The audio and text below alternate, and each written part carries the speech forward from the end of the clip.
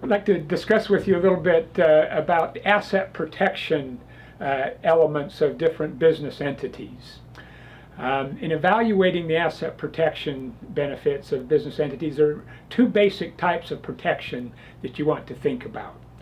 There's the inside-out protection. That's the liability, where the liabilities of the business entity stay with that business entity and don't pass out to the owners of the entity. So for example, if a tragedy occurs inside of the business, the creditors of that business might be able to get to the assets in the business, including insurance, but not necessarily limited to the insurance. But in a properly maintained business, those creditors cannot get outside of the business entity to go against the owner's assets. And so that's inside-out protection. The other one is outside-in protection, and this is a little bit newer consideration, and some of the newer entities address this better than the older entities, as I'll discuss in a minute.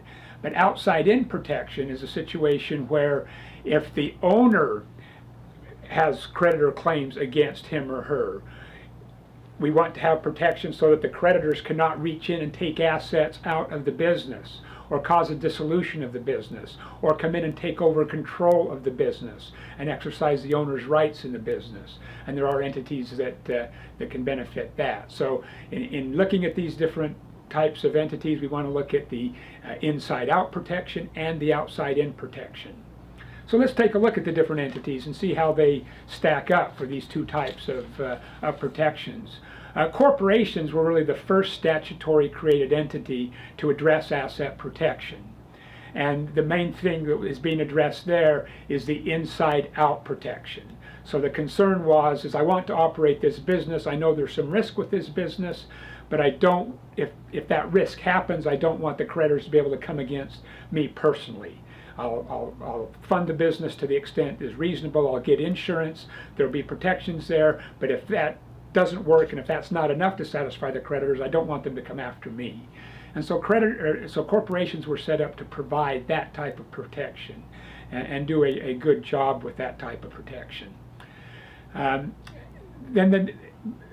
some of the downsides of that some have been addressed, as we've talked about it in other clips here, about the taxation. So we've got corporations can be taxed as a partnership, basically as an S corporation or as a C corporation. But a lot of people like to operate as a partnership. And so with partnerships, with a general partnership, there is no limited liability. So the next statutorily developed entity for limited liability is called a limited partnership, where the demand from the public was, I like operating as a partnership, but we have these passive investors and they certainly shouldn't have general liability. And so they created limited liabilities for limited partners who were going to be passive investors. And then over time, in some jurisdictions, including Arizona, they also created limited liability partnerships, where even a general partner can receive limited liability in a limited liability partnership. And so if partnership is the favored term, you can get both good inside-out protection, at least for the limited partners, and in Arizona and in some states even for the general partners, but that's not universal in the states. So good inside-out protection for limited partners and good outside-in protection for limited partners. So if the limited partner has a claim against him or her, that limited partner's creditor can't come and take assets out of the partnership, out of the limited partnership, and can't vote that limited partner's interest. They're limited to what we call a charging order.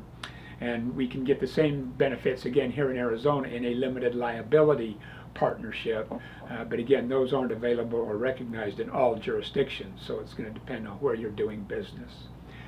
And probably the most flexible of the entities for getting both inside-out protection and outside-in protection can be the limited liability companies, because that's what they were created for, is to try to take the best that there is to offer from corporations, the best that there is to offer from limited partnerships, and combine them into one entity that will be the best overall. And For many cases it is, not for all. There's some limitations to it, but it is the newest entity and does have very good inside-out protection, with one possible exception, or probably more than one, but one exception, major exception in some jurisdictions, is for single member LLCs. They don't recognize that liability protection.